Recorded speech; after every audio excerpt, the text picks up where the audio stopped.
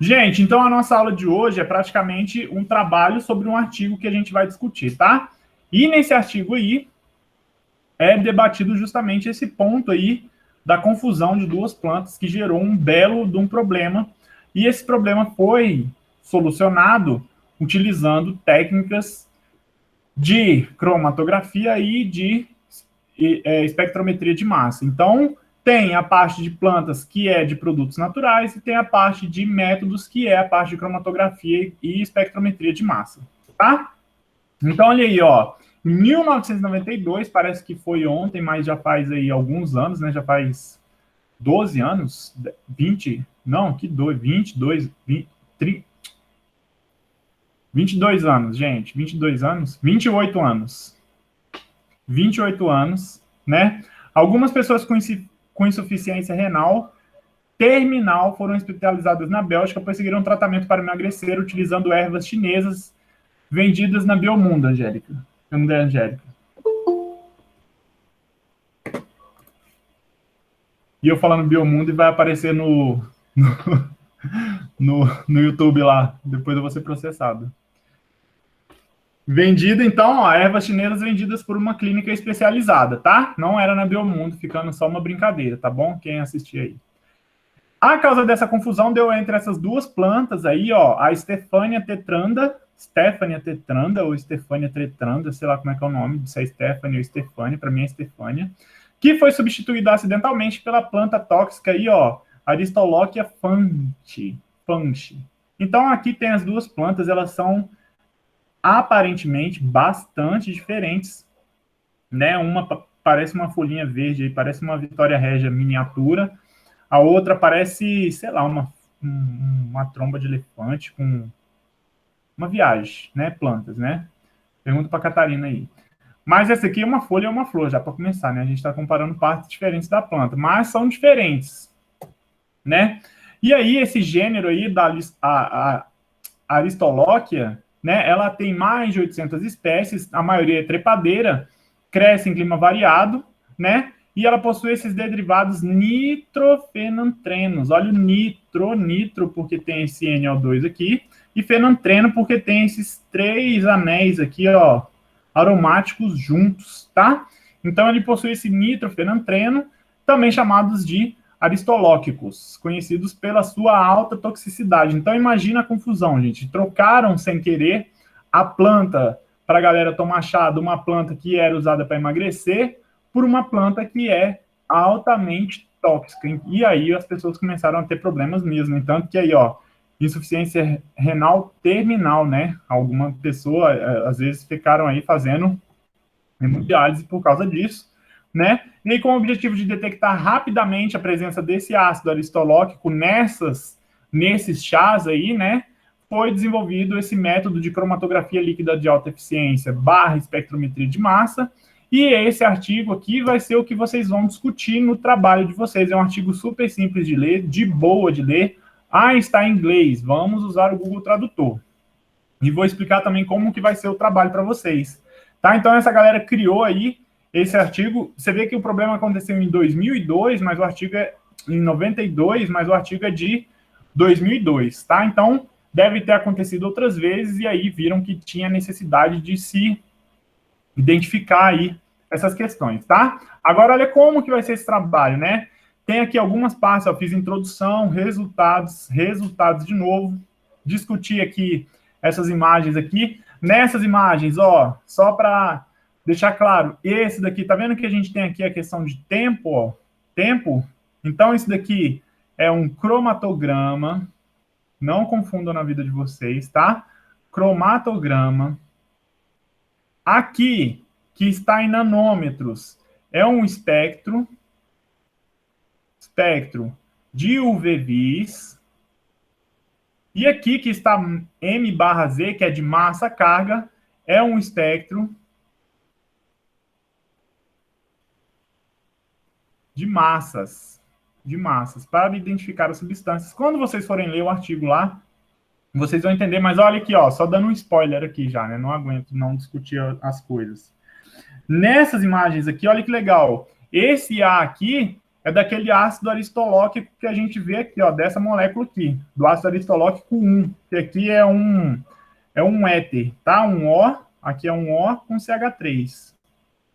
Dele puro, dele puro. Olha lá como é que fica, né? Então sai ele aqui mais ou menos em 12 minutos, se eu não me engano, 14, né? O UV-Vis desse composto que saiu tem esse perfil de absorção aqui, e as massas que saem desse pico que sai aqui no VVIS, olha lá, ele tem um pico de 324 maiorzão, 324 de massa molar, né?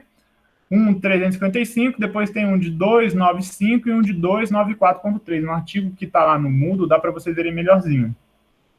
Essa B aqui é de misturas de ácidos. Então, tem aquele ácido aristolóquico 1, tem outros derivados dele. A gente vê também a principal é ele aqui nos 13 minutos. Tem alguns outros tipos de ácido aqui. Bastante similar o perfil do UV-Vis, né?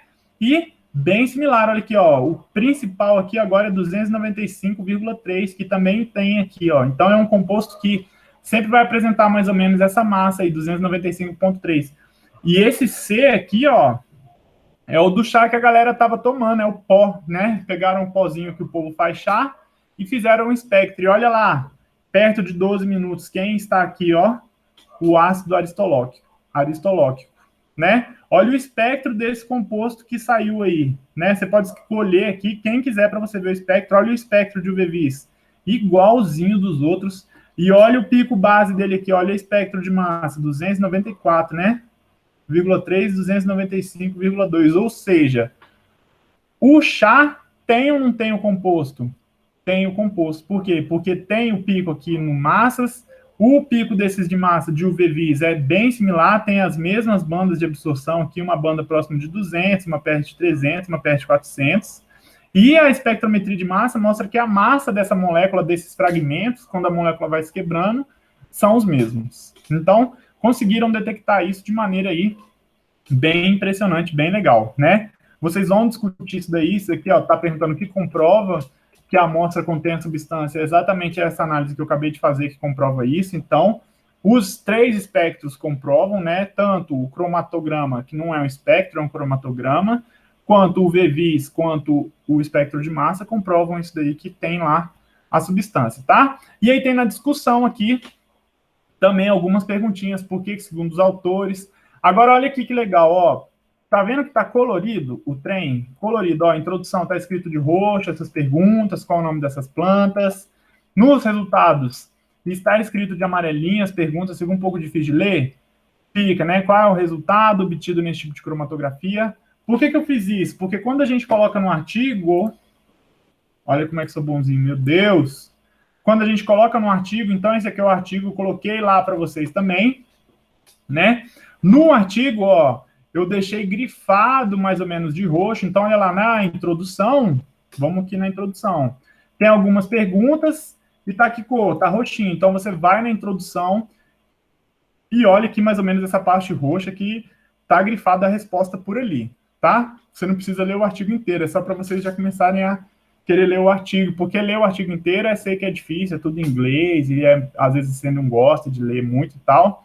Então, ó, roxinho. Aí, vamos lá já na parte, nem vou entrar na questão dos métodos de preparo da amostra e tudo mais.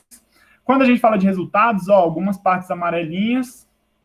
No nosso trabalho lá, ó, cadê aqui a presentation?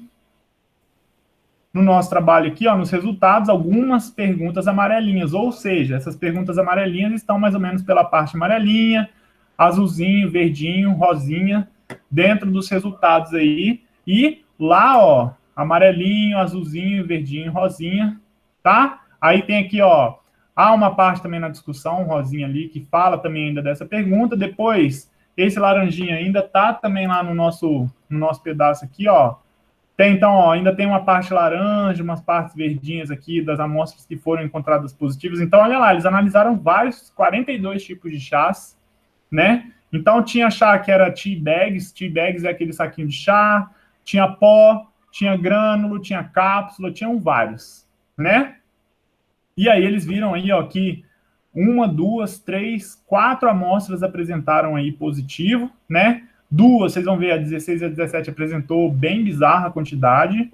e algumas apresentaram suspeitas de derivados aí, né? Lendo vocês vão entender. E na discussão também tem lá, ó, roxinho, laranjinha, rosinha e azulzinho. E na discussão aqui, ó, e quando você for para a discussão, rosinha, laranjinho e azulzinho, justamente aonde está mais ou menos aí o que você tem que responder em cada pergunta. Então você vai, por exemplo, por que, segundo os autores, é mais importante um método que consiga determinar seletivamente e com uma maior sensibilidade essas substâncias do que um método que possua uma quantificação mais exata, né? Então os autores eles falam isso, que é melhor a gente encontrar um método que seja sensível e ele consiga identificar esse ácido mesmo, do que um que consiga quantificar exatamente a quantidade de miligramas, uma coisa bem analítica. Por que é importante fazer isso daí? Por que seria importante? Eu fechei a apresentação, mas olha lá, então tá no laranjinha na discussão, ó. Então aqui, ó, aí tá aqui, ó, a presença do ácido aristotólico e dos seus derivados não é aceitável em preparações de plantas, desde que mesmo traços desses compostos constituem potenciais riscos à saúde. Então, primeiro você tem que criar um método que você consiga identificar a substância, né? Tipo assim, ele seja seletivo àquela substância, àquela exata substância, e sensível àquela substância, mas você não precisa quantificar. Por quê? Porque só uma pequena quantidade a pessoa já está sofrendo os efeitos ali. Então, primeiro você tem que identificar poucas quantidades, então, se já tem efeito tóxico, então você não precisa aí ter um método de quantificação que vai identificar 5 casas decimais, né? Isso não vai fazer diferença na vida da pessoa. Se tiver 1 miligrama ali, ou se tiver, sei lá, 1,2, a pessoa vai estar sofrendo do mesmo jeito. Então, são perguntas que vai meio que guiar vocês para escrever esse artigo, para responder essas perguntas. Vocês poderão responder, eu deixei lá no Moodle, né, o PowerPoint mesmo aberto lá, então vocês podem puxar o PowerPoint que vai ter essas perguntas, já pode responder direto no PowerPoint, se quiser colocar uma pergunta em cada slide, e me enviar, vai valer como ponto para os dois, justamente porque fala de produtos naturais, desses compostos aristolóquicos aqui, né, e fala também da questão aí de utilizar diversos tipos de métodos para identificação rápida dessas substâncias. Tudo bem? E aqui ainda tem uma parte aqui, né, baseada na leitura do artigo e na sua opinião, que aí você pode escrever sobre o que você quiser, devagar, mostrar o seu conhecimento sobre produtos naturais e a importância de você ter estudos que comprovem a questão, né, se pode tomar ou não ervas indiscriminadamente. Eu imagino que a Angélica, trabalhando lá na Biomundo, deva ver muita gente que vai lá tomar chá loucamente, meu irmão, porque lá vende alguns chás assim, e tipo, o nego vai lá e compra e toma, e é isso aí, mas tem que tomar cuidado às vezes com essas substâncias, né? A Angélica já pode até orientar as pessoas lá, falar, olha, você sabia que esse chá você não pode tomar muita quantidade, porque aí a pessoa não compra. Desinchar da Pugliese, é isso aí, super famosinho. Mulungu. Mulungu é de emagrecer? Então o programa é... O programa. O povo tem mania de tomar coisa para dormir, coisa para estudar, coisa para tudo, né? Não consegue viver normal, sem substâncias. Tem que ter um trem. Então o trabalho que vocês vão ter que fazer é esse, eu acho que ficou bem claro, tipo, de boa, vocês lendo o artigo. E, ó, esqueci de falar, ó, pegou no artigo que, e tá em inglês e tudo mais, coloca para selecionar no seu leitor de PDF preferido que você escolher. Se você selecionar aqui, ó, Ctrl+C, vamos lá no Google. Deixar a prova aqui gravada, que é muito de boa. Vai no Google Tradutor. Olha esse castelo aí, imagina. Vai no Google Tradutor e cola. Devido à sua alta toxicidade, o desenvolvimento de um método seletivo e sensível para a detecção em misturas é mais importante do que a sua quantificação. A presença do ácido e de seus derivados não é realmente aceitável em preparações, pois até vestígios desses compostos constituem um risco à saúde. Dá de boa, não dá? Dá para ler, não dá? Falei, vou encontrar, porque tem uns artigos que é uma foto chapuletada, não dá para selecionar. Vou encontrar um artigo que a galera consiga selecionar, então vocês podem selecionar o artigo inteiro, traduzir o artigo todo, ler rápido, fácil, pequenininho, tem o quê? 8 páginas, sendo que a oitava, então sendo que a sétima, olha aí, a sétima, a sexta, São 5 páginas de artigo, muito de boa, tá? Então, o trabalho é esse para vocês fazerem. Eu acho que vocês não vão ter muitas dúvidas, mas se tiver dúvidas, eu estarei sempre à disposição. Vou parar de gravar só porque não precisa ficar grande essa explicação do trabalho,